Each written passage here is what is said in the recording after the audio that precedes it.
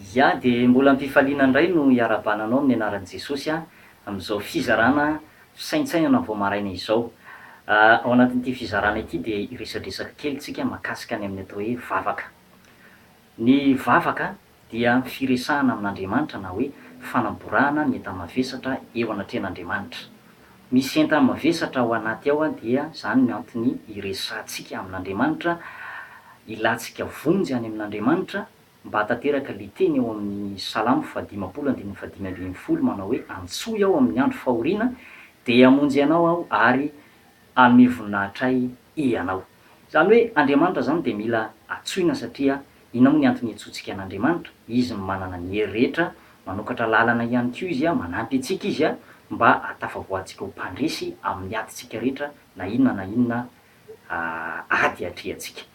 Andriamanitra ary de zao, tsy hoe akory hoe marenina izy ka tsy maintsy hitabataba na hoe tsy maintsy na ihany koa hoe tsy mety raha ohatra hoe mitabataba mafy, fa amin'Andriamanitra zany na mivavaka mora ianao na mivavaka mafy de mety daholo zany. Ary eo indrindra no tiantsika angalantsika lesona eo amin'le hoe moa ve voatery tsy maintsy hivavaka mafy ny kristianina vao hay mivavaka Andriamanitra? Na koa hoe moa ve tsy henon'Andriamanitra ve raha ohatra ka tsy mitabataba na tsy mivavaka mafy? Eo indrindra no valitsika zay fanontaniana zay ao anatin'ity minitra vitsy izay fampizarana aminao anatin'ity fisaintsainana vao maraina ity. Andeha ary tsika hamaky ten'Andriamanitra avy hatrany hijerevantsika zay zava-nisy tany aloha tao amin'ny testamenta taloha mba ahafantarantsika ny fahamarinana ary mba hahatonga antsika ihany koa tsy salasala sy angalantsika lesona mba ahafahantsika mitombo amin'ny fahasoavana. Zao ary no izy voalazan'ny ten'Andriamanitra ao amin'ny Samuel voalohany toko voalohany, Samuel voalohany toko voalohany andininy folo de izao mivaky ny teny amin'ny anaran'i Jesosy. Ary Ana dia nalemy fanahy indrindra ka nivavaka tamin'i Jehovah sady nitomany de nitomany. Ary nivoady izy ka nanao hoe Jehovah tompony maro, raha mba hitsinjo tokoa ny alahelo ny ankizivavinao ianao ka hatsiaro ahy ary anadino ary tsy anadino ny ankizivavinao fa hanome azy zazalahy de omeko an' Jehovah kosa izy amin'ny andro rehetra iainany ka tsy honkasikareza ny lohany.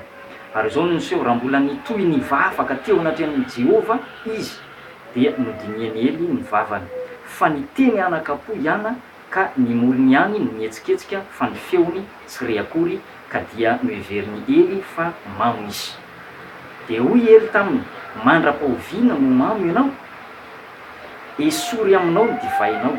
De namaly ihany ka nanao hoe tsia tompoko, vehivavy malahelo fanahy aho fa tsy misotro divay nataoka tsy akory, fa mamoaka ny atao-poko eo anatrehan'i Jehovah aho. Eo zany de andraisantsika lesona ry havana fa tsy voatery andraisantsika lesona hoe na de tsy mivavaka mafy izy ianao de henon'Andriamanitra le mivavaka zay ataonao. Ray aloha zay vavaka nataon'ny Ana tany amin'ny testamenta taloha tantara zay nisy. Ana reniny Samuel zay nangataka vavaka tamin'Andriamanitra. Inona moa ny antony nangatany vavaka? Mba azahoany zazalahy na mba azahoany zanaka avy amin'Andriamanitra. Zay ny vavaka nataony satria nienjehan'ny rafivaviny izy ary niesoeson'ny rafivaviny hoe momba tsy miteraka. De zay ny antony nivavahany ary nalahelo nalahelo tao am-pony izy noho tsy fananan-janaka. Nalahelo izy satria momba ary tao anatin'izay de nivavaka mafy izy talohan'io mivavaka mafy de rehefa nireraka izy de tsy nahaloha-peo intsony de lasa mivavaka anakapo zany izy, vavaka anakapo nefa Andriamanitra nefa nihaino azy. Fa aty amin'ny testamenta taloha indray voalazan'ny ten'Andriamanitra raha mitoy zany tantara rehefa nangataka amin'ny fanahy masina indray ny mpianatra de voatery tsy maintsy mivavaka mafy indray nefa nangataka mafy. De zavatra mahagaga mihitsy zany ry havana hoe tany alohantsika teo zao nahita zao tany amin'ny tantarany Ana mivavaka moramora izy nefa de namaly vavaka Andriamanitra. Aty amin'ny testamenta vaovao nangataka amin'ny fanahy masina ny mpianatra vavaka mafy. Ary hoy ny ten'Andriamanitra amin'ny asan'ny apôstôly toko 2:4 andininy fahenina hoe amin'ny anaran'i Jesosy, ary noho ny reteny ivelany izany feo izany de niangona ny olona maro ka very hevitra fa samynare azy ireo miteny tamin'ny fiteny avy izy rehetra. Mari le teny hoe rety teny velany ny feo, zany hoe nivavaka zany le tolona reto a tao amin'ny efitrano anankiray de reta ny velany tany mihitsy zany le feo, le vavaka zany hoe tena nafana mihitsy, vavaka tena tsy moramora. Eo zany andraisantsika lesona ry havana, le vavaka zany misy fotoana antsika zany mivavaka mila mivavaka mafy raha ty azo valim-bavaka aingana avy amin'Andriamanitra. Ka ofehany de ho jerevantsika ny tenin'Andriamanitra ny bokin'ny Jakoba 5:7-10 zay mbola mampirisika antsika hatrany mivavaka mafy. Io mantsy ry havana taloha de araka ny tantara hoy ny olona, dikany hoe araka ny tantara hono, dikany hoe hono moa zany de hoe hoy ny olona. Tany aloha tany zany, tany amin'ny taonjato maro tany aloha tany de niresaka ny olona hoe Andriamanitra eny izy tsy tompon'ny fikorontanany fa tompon'ny filaminana. De zay zany mahatonga ny olona mivavaka moramora, manao vavaka tsy enjery, manao vavaka mitanisa vavaka. Fa raha ny tena marina zany de le zavatra miainga avy ao am-po mihitsy zany zay le vavaka, tena mafana mihitsy, mitolona amin'Andriamanitra ary voalaza aza fa fitarainana mihitsy le vavaka, fangatahana. De hoy ny Jakoba 5:7-10 faha 12 zay fa haitsika tsy enjery.